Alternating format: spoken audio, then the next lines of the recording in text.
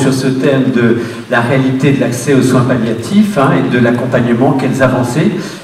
3 personnes qui vont se succéder pour aborder ce sujet. Bonjour à tous.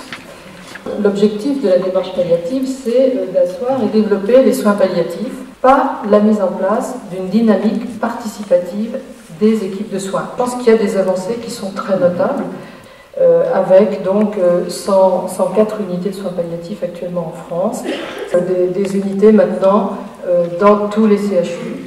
Et vous voyez, quand on a demandé aux Français les soins palliatifs sont aujourd'hui une réponse nécessaire à la souffrance des malades gravement atteints ou en fin de vie, eh bien vous voyez 89% disent oui. Puis la deuxième question nous a encore plus fait plaisir, parce que quand on leur pose la question, les soins palliatifs permettent aux personnes gravement atteintes ou en fin de vie de mourir dans la dignité, et le mot était choisi, vous imaginez pourquoi, 87% disent oui. Donc là, bon, on peut aussi voir qu'il y en a 12% qui disent non. Pensez-vous que toute personne gravement malade en fin de vie ait la possibilité d'accéder aux soins palliatifs? Eh bien, il n'y en a que 47% qui disent oui. Tout le monde n'a pas accès aux soins palliatifs, les Français le savent, au moins à moitié, et on a encore donc beaucoup de travail à faire, malgré cette progression de chiffres. Cette année, à l'occasion du débat sur la légalisation de l'euthanasie qui a été mis au Sénat, et on sait que cette demande d'euthanasie est loin d'être aussi fréquente qu'on le dit, du moins les demandes qui persistent. 95%, 18% des Français sont pour l'euthanasie, et on se dit, mais enfin, c'est pourtant pas nous ce qu'ils nous disent quand on les voit dans leur lit. On a posé les questions un petit peu autrement, ce qui a permis de faire bouger les lignes, et notamment au niveau sociétal, au niveau des journalistes et au niveau des politiques.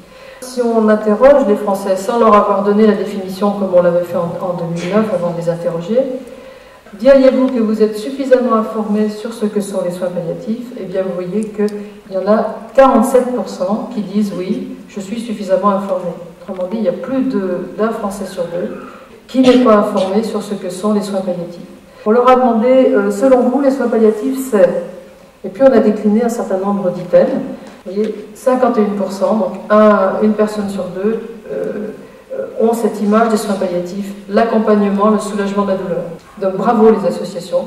Par contre, éviter l'acharnement thérapeutique, vous voyez qu'il y a plus que 37% qui pensent que les soins palliatifs permettent d'éviter l'acharnement thérapeutique. Et quand on pense que souvent les Français sont pour l'euthanasie parce qu'ils ne veulent pas d'acharnement thérapeutique, ils ne veulent pas souffrir, ils ne veulent pas être tout seuls, en gros eh bien on voit comme il est important de pouvoir vraiment diffuser l'information, donner l'information de ce que sont les soins palliatifs et ce qu'ils peuvent apporter. Il faut qu'on reste vigilant, et là je crois encore une fois que les bénévoles ont un rôle énorme à jouer de sentinelle, de vigilance, parce que vous avez ce regard extérieur qui est absolument nécessaire. Merci et je vous souhaite une très bonne journée. Je vais demander, si elle le veut bien maintenant, à Anita Sankhalé de continuer. Je vais parler au nom de l'Agence régionale de santé. L'accompagnement doit comporter toutes les ressources disponibles autour des personnes, y compris les bénévoles. Pour la reconnaissance des listes, nous demandons que les interventions de bénévoles soient tracées. Pas dans un dossier médical, pas dans un dossier soignant bien sûr, mais dans un document spécifique, défini en concertation avec l'équipe médico-soignante et la direction. Un mot sur la question de mourir chez soi, le reflet que nous en avons en provenance des experts, et que les prises en charge en fin de vie à domicile sont plus faciles à organiser qu'auparavant. Et je vous reformule que l'ARS est tout à fait attentive aux soins palliatifs. Je vous remercie. Alors je vous propose qu'on continue à regarder avec le docteur Catherine Homais, qui effectivement ça va être maintenant, elle qui va continuer à éclairer ce qui a avancé, ce qui peuvent être aussi les limites. Elle est à la fois présidente du réseau Respavie et aussi du comité de suivi des soins palliatifs pour la région. Et puis elle est médecin dans un des services. Donc c'est vrai que la région a été très très vite soutenue par la RH avec une implication forte aussi des professionnels.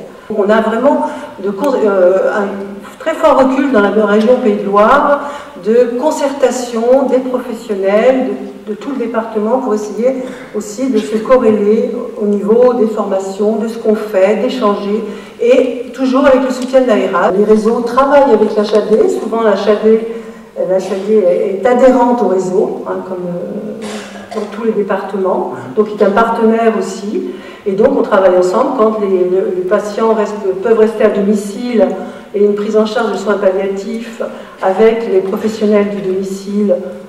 Donc ce que je voulais dire aussi, c'est que dans notre région, il y a un manque de bénévoles. C'est vrai que les bénévoles ont eu énormément de mal parfois à rentrer dans les structures hospitalières. J'espère que vous allez créer des vocations, parce que c'est vrai qu'ils sont indispensables dans nos établissements. Et puis pour la prise en charge des patients. Voilà ce que je voulais vous dire sur la région. Merci. Je passe la parole à la salle. Et on est très content de la multiplication des idées dédiées, mais que dans la réalité des faits, dans les différentes régions, et ben c'est pas si simple, c'est pas aussi heureux que ça, si vous voulez. Et on en discutait nous avec plusieurs bénévoles hier soir, et on s'apercevait que la réalité de terrain, effectivement, est peut-être moins idyllique que la présentation qui est faite par les orateurs. Si on avait des lits identifiés, ce n'était pas une opportunité. C'est-à-dire qu'il fallait démontrer déjà qu'on faisait une culture palliative, qu'on prenait en charge des gens qui étaient en fin de vie et qu'il y avait une équipe pluridisciplinaire. Il s'agit d'une activité qui existe et qui demande à être reconnue, avec beaucoup de rigueur, monsieur. Vous soulevez un problème important, je l'ai un petit peu évoqué, et c'est vrai que les lits identifiés, c'est un moyen formidable de répandre la culture, entre guillemets, de soins palliatifs. Je vais l'arrêter là, je m'en excuse auprès de ceux qui étaient intéressés par ce point.